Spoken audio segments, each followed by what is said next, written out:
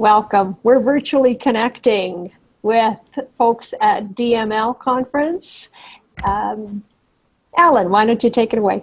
Thank you, Alan. This is Alan Levine coming to you live from Irvine, California at the DML 2016 conference with two of my good buddies. Yes. 3, 4, 5, these guys over there. In real life. I'm Jonathan Worth. I'm a friend of Alan's. I'm not really small. I'm just back in the frame. I'll move in. It's all about framing. It is. Yeah. I'd like to be further back in the frame and you be up in the frame. That's okay. And I'm Kim Jaxon. Also, friends with these nice people. And it's like Twitter's sort of in real life in front of me, which is exciting. Moving avatars. Yes, they're moving.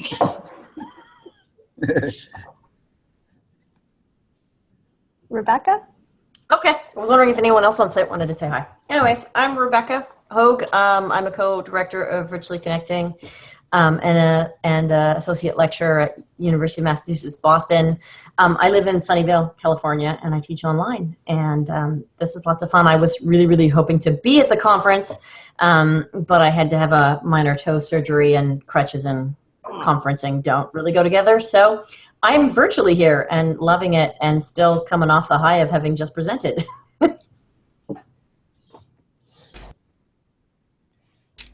And I'm Mahab Ali. It's 1 a.m. here in Cairo, Egypt. I'm the co-director of Virtually Connecting, and I'm having a really interesting moment right here because Rebecca and I, when we were in England last year, met Jonathan live, and we did a Virtually Connecting session with him, and how we seated ourselves. I was sitting on the floor, cross-legged, like I think, right in front of Rebecca so that Jonathan could show. And it's also really nice to meet you, Kim. I think we've talked on Twitter quite a bit, but we've never actually had one of those audio motion type of conversations, so it's really good to see you. And I know there are people in the background, if they want to join in small form, they're welcome to do that as well. Actually, no one from our session followed us in here. Oh, that's too bad. I think the invite got a little bit lost at the rush at the end. Yeah. I'm doing it on Twitter. So if you're watching this, and I'm going through Twitter, and anyone who's tweeted from the conference, I've invited them to join us. So tell them in some other form. Tell them to go to Crescent Bay A. What? Oh, right. Okay, that's the rule. Okay. I'm back into the virtual people coordinating on-site people for where they need to be thing. Yes, exactly. Okay, the other Maha. Okay, good evening or good afternoon. This is another Maha from Cairo, Egypt, also at 1 o'clock in the morning, and I've been in the learning and development field since 1992. Not exactly in mainstream education, but love it. Hey Maha, all the Mahas.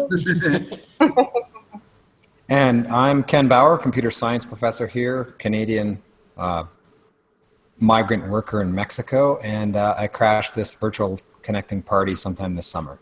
Oh, and I was remiss on the non-virtual people. Hi, Gardner. Hi, I'm the studio audience. So if you hear applause, it's because the sign said applause.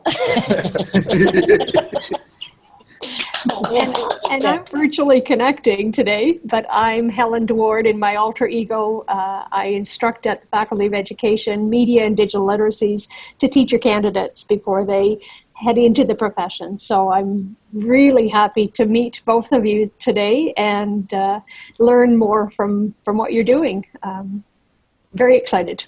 So talk to us about the conference. Obviously on a high from a session you just finished, but what you're talking about in the conference and just the feel of what's happening there. I wonder if I came on the spot because she's going to do an Ignite in like 20 minutes. Right? Yeah, 45. And Gardner's the MC of the Ignites too. Yes, so no pressure, yeah. And actually, Jonathan gave one of the most stunning Ignites last year. We all cried. And Gardner gave one of the most engaging, funny Ignites last year, so no pressure there. Right? Okay. I'm not doing one this year, and I'm really happy about that. I am too, actually, since I'm on the thing. That's a good thing. What's your topic, Kim? I'm talking about, I'm going to say something I think that's a little bit blasphemous in my field. I'm going to argue that large courses are actually better. instead of than small classes. And I'm going to talk. That is I'm going to talk about totally blasphemous. So MOOCs without the online? Yeah, face-to-face large classes, I'm going to say, can actually be better than small classes. Because I am so looking forward to that. I've been in classes with 8 people that are horrible. And so it's not just about size. You have to design for the affordance of the size. So stop seeing it as a constraint and see the size as an affordance. So that's what I'm going to try to I'm going to duck the tomatoes and, It's almost like the UDL thing and the idea of designing not for the lowest common denominator, but designing for the affordances of the larger audience. Yeah, because we seek out, I'm going to say, we seek out moments in our life where we're looking. I mean, a rock concert with 10,000 people screaming at the top of their lungs, I seek those things out. I feel a part of something larger, right? So it's not impossible. So that's what I'm going to do. You actually, you use the E word, which means a lot to me as somebody who studies the E's. Yes. And I don't mean electronic. Yeah. Should I say what the word is, or do we need to keep that? No, let's leave say it. Yeah. Yeah. So, Okay. we'll wait. It's for later. Yeah. Always hold back. How's your conference experience? Yeah, I was just so thinking, far? there's some, I mean, I'm not talking this time, and I'm really happy. It's the first time I've come to a conference at all and not been being sick before I go there because I'm so worried. Right. So it's great. But I was thinking about this idea of synchronousness, things happening at the same time. I mean, this is really potent and powerful because we're all doing it at the same time, even though we're not in the same place. Right. And so you share something together.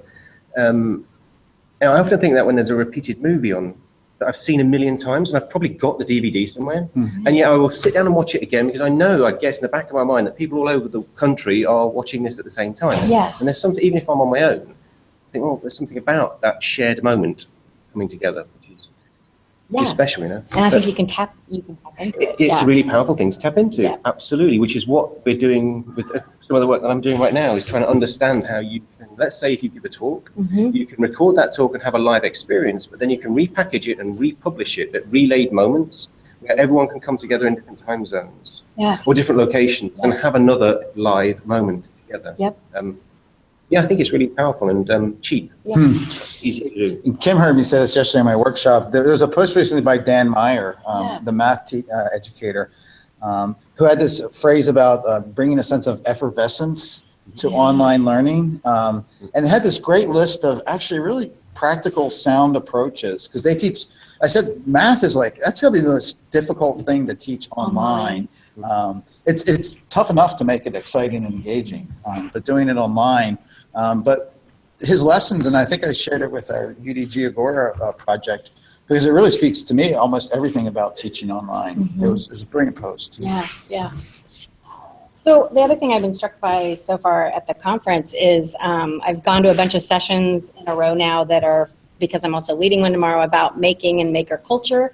And I think we're at an interesting moment trying to decide the why behind making and maker culture and what we're up to.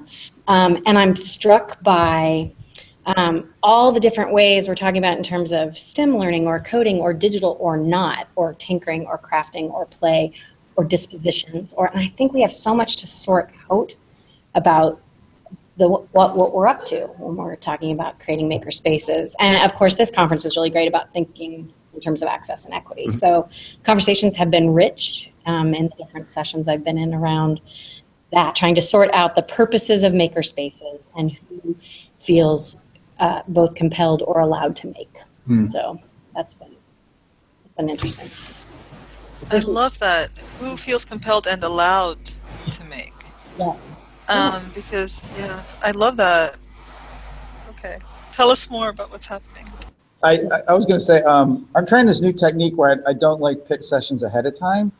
And actually, I went to this session this morning just because I was trying to find Gardner. And he was in this session on Scratch, which I know about Scratch, but I wouldn't have gone to. And it was fantastic. We were making music, and the room erupted. They just gave a room full of adults a chance to play with Scratch, which, if you know about it, it's a beautiful way to learn and teach technology. But there's some brilliant pedagogical components to it that I'm walking away with. But I think my new strategy is like, pick the session I think I would be least interested in going to, and just see who's there and what's going on. Because usually we go for our interest, and so there's always something interesting, I think, in the session. Especially when Jonathan is lecturing. Well, and I think that's sort of an interesting perspective, because I find that when you go to the ones that you're interested in, you end up hearing the same things over and over and over again. And you don't hear those new ideas because you're interested in them, so you've already read the stuff and so you're already there, and you're not learning as much as when you just go to a random session and see what you can take from it. You know, the other thing I do, I'm sorry, Ken, I'll be fast. The only other thing I do is I tend, if there's any kindergarten teachers presenting at the conference that I'm at, because I teach college, I'm not kidding, I follow them because they get inquiry and play and those kinds of ideas at their core. So I often tend to go way off level. Like I don't follow the higher ed people, I'll follow the elementary school people at a conference, because I learned a ton from their classes. I just got some of the session, or the previous session, I noticed Maha was saying how virtual buddies and on-site buddies, it's kind of our job to involve people and pull in people that aren't usually involved in these sessions. And I like what Alan was saying, just going to whatever happens, the danger being that you follow the people you always follow. I like to go look for a room that's almost empty. And I went to a conference 2 years ago, and there's this poor guy, he was by himself, and there was 2 people in the session. And so I felt bad, and I just sat in his session. It was an art history teacher, and it was just amazing. I learned a whole bunch of stuff from him that I never would have thought going to that session. It was a long time ago, but I was the one person in the audience. And the guy was like, should I do this? And I was like, yeah, I'm here, you're here. And he dropped the formality of the strict presentation. Nice. And he kind of talked to me as if, I'm doing this really interesting thing, Jonathan. Mm-hmm. And it was me. Yeah, it was you. Was it really? I wish I remember. No. We weren't supposed to talk about that. We're a little too punchy here. No, I came here to go to a workshop yesterday, and it was about, it was called power brokering.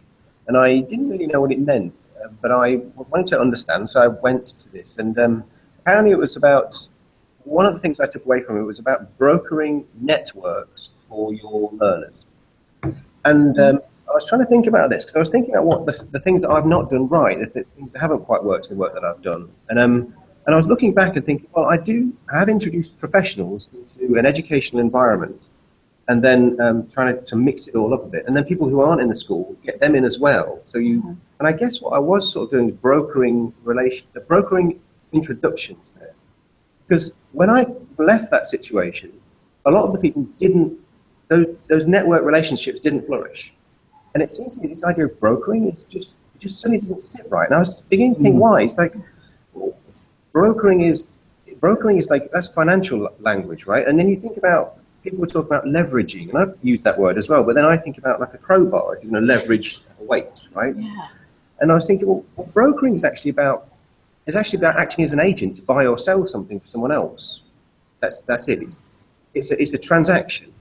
And this leveraging actually doesn't mean crowbars at all. It actually, in this sense, it actually means to borrow something in order to buy shares, take credit in order to buy shares, speculating that the share values will go up in more than your interest you'll have to pay on the borrowing, right? This all seems completely twisted when you think about building a network. Right? Borrowing from one to speculatively build another one. Right? I was thinking, well, shouldn't this more be about trying to make habitats where relationships can flourish? And I was thinking, when I introduce someone in a casual social situation, I don't just say, Alan, this is Kim, Alan, and walk off. Because if you meet each other again without me being there, you're going to have nothing to build a new relationship on. We'll talk about you and how. So if I say, Alan is interested in X, Y, and Z, and comes from X, Y, and Z, and is doing this here, and Kim is doing, it gives you a whole load of meat to go away and build a new, meaningful relationship together. And then I began to think about this idea of brokering. It's not enough just to introduce people into a network. You've got to enable them to flourish and build their own relationships, their own meaningful relationships within those networks.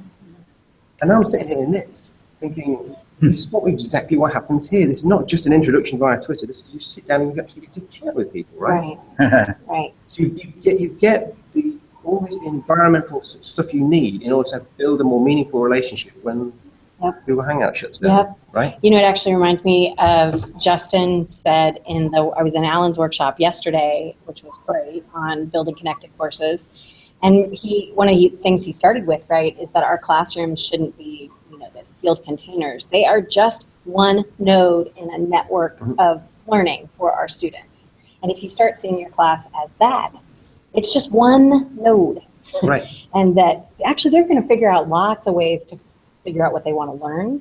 That's a really interesting way of thinking about it. And it goes back to that, how it's what you say all the time. Where are the fish swimming outside of our class? So I can connect them with those people. But that's a much more generative way for me to think about my classroom than just my classroom. Yeah. That space. And I think I don't remember, I was really moved by the keynote. That was great. Steinkohl. Keynotes are keynotes all the time, but she was inspirational. Oh, yeah. Yeah, I think that was, I struggled to think of a keynote I've enjoyed more. And to be honest, up front, I did not look forward to a keynote on gaming, right? I didn't want to hear about gaming. Yes, and I've heard her before only virtually. Right. Yeah. I hadn't seen her in person, so I was like, I was fangirling out a little bit. Yeah, I stand completely correct. The most amazing. Can you give us some more details? You're saying she was inspirational. How? What are we missing? Yeah. Yeah, well, it's recorded, so I'd advise people to go listen to it. We're not going to do that. I struggled to keep up. I was trying to tweet. If you actually look at my timeline, I tweeted about 3 things because I didn't want to stop listening to her. Yeah, I was retweeting. Right. I was right in the moment. Then I saw Alan say, somebody's tweeting all the best headlines. Didn't you say? I just want to say she's awesome. Yeah. Right. And she talked a lot about design and teachers as designers as much as video games are designed in particular ways. That's where she got to in her talk, and that we have to design with the learner in mind. But what I think was great was she was in a room with people who have a much more generative way of thinking about gaming and video games. Yeah. But I mean, her whole arc of talking about her research and how, it's gone from like this whole thing trying to fight that video games are bad. Yeah. And that how, she's proven all kinds of things about literacy and equity, and the whole thing about reading level was amazing in terms of the research that she's done. But then she moved into this whole kind of like inspirational plane. And she basically said, and I picked up on this in talking to me about her project, is like, we have to be serious in higher ed about doing something about the issue of race. She put it out there on the table. Yeah. And public education, like, being crazy advocates for public education. She said if you're not thinking about equity, you're not teaching. If you're not thinking about equity, you're not a teacher. And that last thing, she was talking about, she did some work as a White House, something or other. She worked in the White House. And she talked about, like, what that work was like, and how she wasn't sure whether she was doing anything, but she said she was just going around talking to people and trying to broker relationships. And she was wondering if she was really doing anything. And it was Connie Al, who's the MacArthur Foundation leader, who said, you're doing exactly what you're doing, and that's how things get done. Almost like this is how things get done for us, is this kind of, we have these conversations, we connect people do things outside, but she was talking about how, moderate numbers of people can have a big impact. Like, you don't need a massive, what'd you say, you don't get things done by writing a memo. Right. You get 50 citizens to write to their congressman, and that gets things done. Right. Yeah. I thought long ago when digital media and learning first started, when I went to that I think the very first 2010 or something maybe, that I had a heck of a time getting anything accepted at DML because it was so outside the box, innovative, out of school work that I think my stuff looked like cupcakes instead of cake. It just wasn't, I was still working within the school structures. And one of the things that Constance talked about is this shift we've had where it's been very provocative to study situations outside of schooling where innovation's going on, and we're moving back toward, but we've also got to think about public schools and not abandon that research and not see it as lesser than. And that was really a lovely thing for her to say. Like, it's okay. I even came out of a program at Berkeley where that was a divide, whether you studied school or you studied learning, because learning and schooling get conflated in weird ways. So I understand that. But it's nice to see even a shift to what can we learn from these innovative spaces, but let's not lose track of the fact that we have an opportunity as insiders in public education to do something. And that bit with the picture of the old traditional classroom with students watching someone on TV. Oh, that was great. I tweeted that. You can see that on Twitter. That was but it was about how a lot of things that end up getting done in education, gathering data and things, reinforce this terrible system that excludes people. Yeah. Yeah. It was like I say, I'm not a big Keynote fan either, and that was really good. All right, we've been talking all the time. You guys say something. Yeah. How's it all been going for you? Did you watch the live stream at all of the keynote, or could you? I didn't get a chance to, but I'm going to while I make dinner when this ends. Me too. Thanks for the thumbs up. Although the Ignite is also live streamed at about the same time, so. Oh my God. I'm not going to sleep tonight, am I? 1 a.m., that's big. Yeah. Yeah.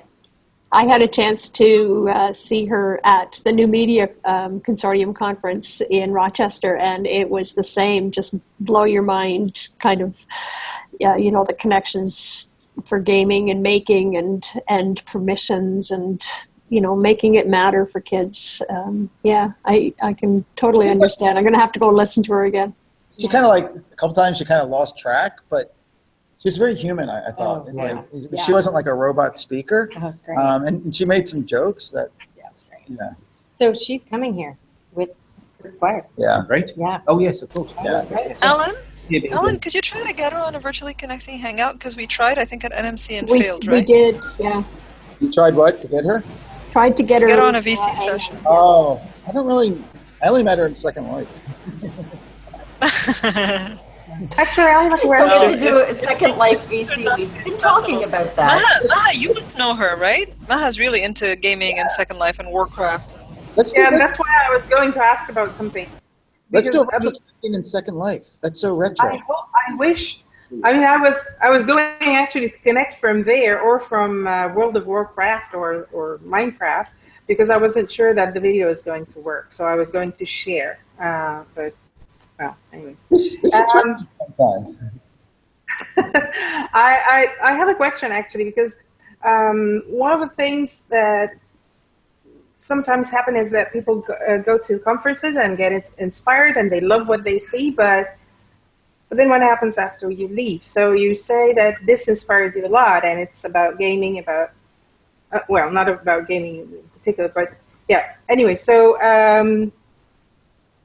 what do you think that you'll do different? I mean, is there any plans because of that, of what you've seen in the conference? Yeah, well, I think this particular conference, more than other things I go to, has such a strong network virtually, particularly on Twitter, that the conversations don't usually stop from DML throughout. So I appreciate that because that's not necessarily true of other conferences.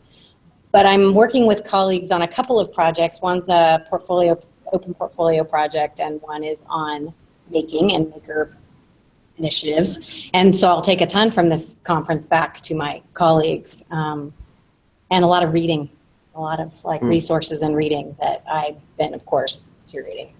So. Yeah, I must say, coming away from that keynote, it did make me rethink the amount of time that my kids spend on computer games. I mean, they played Minecraft together, and very early on, I started to play with them, especially when I was traveling, because it was the only way I could still hang out with them. So we would go into Minecraft and we'd start to play, and then some avatar would come along, and it would be sort of behaving inappropriately, or some of the chat would be inappropriate. And suddenly it became an amazing space. I was in the playground with my kids, and I was another kid. And we could talk, we could deal with this situation together, and I wasn't the parent in there. So for me, that was a really useful moment. But I've never thought about doing that sort of thing or valuing the chat they have. Because one of the things that came up in the keynote was the chat and the problem solving and the resolution of problems that they're going to have as team players. And I think that's something I want to just get involved in without spoiling. I don't want to be in there and spoiling. You you brought up a really good point, and Bonnie Stewart had made it to my class previously with the fact that we have a lot of digital spaces where teachers stay out of for protection and other reasons like that, and then the kids don't have adult role models in those spaces. And so having adults in those spaces to say, hey, yeah, no, that behavior is not okay. Right. And somebody to call that out so that it can become that learning opportunity is something that's just critical in the digital environment, especially with young people. Yeah, and I'm not going to pretend I didn't enjoy sort of going into caverns and so on. I mean, that was fun. Did you get gold? Oh, yeah. Oh, you will not believe. That's awesome. And it's not just, I mean, sometimes it's not to call them out. I started playing with one of my friend's kids and my niece. And of course, they never call me by anything that shows that I am their aunt. So they just call me Olive, which is my character's name. And I was amazed of how the conversation goes, how I've started discovering them. It's like seeing completely different people that I've never, ever known. So I started actually discovering things about those kids that I didn't know. What they think, how they are, how they'd like to communicate. One of them, for example, was completely an enigma to me. I couldn't understand her at all, and I avoided talking to her too much. And we became very good friends. And she's only 9 when we started playing together. That meeting them on their terms is that's a great way to be able to do it, isn't it? Yes. Yeah. Yes, absolutely. And I'll say, me and I got a chance. We actually just, before our session, we went outside on a table because we've been talking off and on about an online net narrative thing that she's going to organize. That was supposed to be in August, and now we're going to do it in February. And Christian and Kate were there at the table, and we hatched the whole thing. And we're actually thinking of a framework. Basically, people are going to visit a couple people, like some improv artists and some ARG, and just learn about different forms of network narrative. And we're weaving sort of I can't tell you the secret theme into it. But we were talking about like an issue that we might do. And hearing that race, it's like, let's do something on race. It's so uncomfortable. And we don't really comfortably talk about it. And I'm very uncomfortable talking about it. So that might be what we do on this. I have no idea what's going to happen, but that kind of energy of sitting around a table like this one, but with these people, there was like neurons firing. Yeah.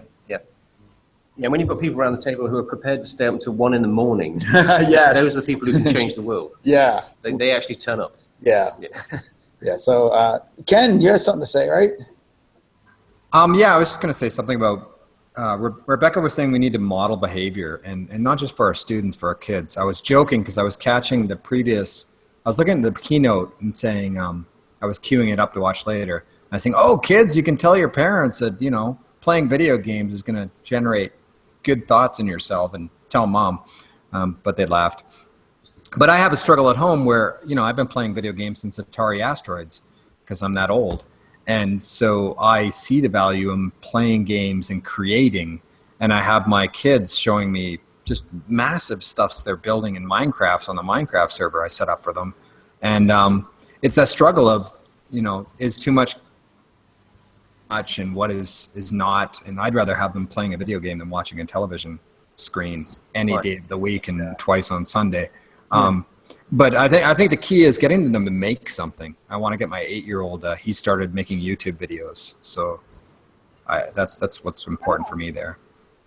All right, I think there's also just the point of how you as a parent interact with whatever it is they're doing. Like, it could be anything, right? It could be TV, it could be a video game, it could be a doll, it could be whatever. But it's just about getting kids, I think, to talk about what they're doing and why they're doing it. And I think a lot of parents have said about how you look at TV and then you have a conversation about what they just saw on TV and then bring it back into their lives at other points in their lives. to help them make connections between things, because a lot of stuff that happens in whether games or TV shows for kids are either things that you values or principles that you agree with or not. And when you don't, you want to open up that conversation so that kids can be critical of what they see as well. And you can start that even with a 5-year-old or a 4-year-old. They can learn to see that something, even if they're seeing it with a character that they love, might not be doing everything right. I haven't seen these parents doing this, because I'm just thinking the thought of my parents being interested in doing what I was doing was horrific. Like I wanted them away from my life. You know, they were so, well, I love them, but to me at that time, they just seemed so like I want to do my own thing. And so to have this reach this level where the kids want you there too. Like it's not just, oh, we're going to tolerate dad because he's following us around in Minecraft. It's like they want you part of that experience. That's a beautiful thing. Yeah, not always, but yeah, every now and then. Yeah. Yeah, I like popping up with them remotely from my laptop and talking to them and chatting them in Minecraft, and it kind of blows their minds. Yes. Yeah, I have a good three or four threads in 3 or 4 different games with my son, which are odd now that I think about it, but they are different conversations taking place in different environments, ongoing, as it were. And sometimes they become the teachers and the leaders and the ones who have the courage to take you around when you're scared of going or facing some monsters and so on. So it's I mean, the conversation completely transforms and it's completely different. Yeah, absolutely. There's one particular game which is so fast I can't keep up with it. It's not one I particularly enjoy, but nevertheless, my son and daughter will take me into this space and they'll protect me from everyone else that shoots. Dad's dead again. Here we go. Wait for him to respawn, and then we'll protect him again. And they're my bodyguards. So, yes, Dad is so helpless. Exactly. Dad is so helpless. It's like taking them swimming when they don't know how to swim. Yeah. You know, it's exactly the same situation, but reversed. Do you think that's something that can be easily introduced into public schools, for example? Because I know that there are some teachers and some schools who've done that as an experiment. But do you think that this is an idea that can be spread? So this is brand new to me, but I think the dynamics there are really interesting and stuff. I mean, today it was described as being a Trojan horse, in as much as the game is there's lots of interest-led learning happening within the game, where lots of problems that have to be solved in order to continue with the game, and in order to do that, you have to necessarily improve your vocabulary or your problem-solving skills, or you work to collaborate better or mediate situations. So I think all that stuff's just golden, isn't it? I mean, I'd far rather learn that in a space where I didn't realise I'd learnt it than have to sit down and learn it from a blackboard or a whiteboard or whatever it is, right? So I think there's definitely capacity, but potential. But I certainly haven't worked that out myself. It was all brand new to me. It's exciting though. I mean, I was dreading this thing because I was thinking, oh Christ, not another gamified whatever it is. You know, it's like, oh please don't. And then it wasn't, and it was completely the opposite. It was amazing, and it made me rethink stuff, and I'm still processing it. So yeah, don't quite know how it's going to manifest itself in my work, but it has to. It's a bit of a challenge. So the kind of that, the maker space that you can have with your kids, the makers and tinkerers and, the different role reversals, but doing the similar thing in the classroom when you've got 25, 30 students is a bit of a challenge for a lot of teachers. Yeah. The key thing is it's this interest-driven thing. If people are already doing it, I go on about this. Kim mentioned it just a minute ago. She's gone for her Ignite talk now, so fingers crossed for Kim. But I do go on about this idea of going where the fish already swim, and it just comes back from when I used to work for advertising companies as a photographer, and they say the first rule of advertising is don't expect people to change their existing patterns of behavior. So if you want people to change what they do in order to do your thing, then it's dead already.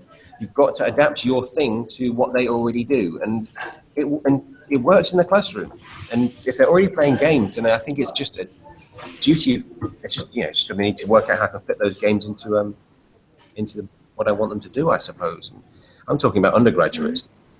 Yeah, but it's not like bringing it into the classroom. She was talking about these third spaces. Absolutely, no, she wasn't talking about clubs, and the library maker space thing, and so kind of this gamifying the classroom sounds kind of like clunky. Absolutely, and it was the point that she wasn't making, or she was trying not to make. Yeah. Yeah. So one of the Mahas is going to stay up all night. But I think I'm going to go and you guys keep talking as long as you want. But We're yeah, I gonna don't go want to fall to- asleep on you. I've been on on air. virtual Connect all day.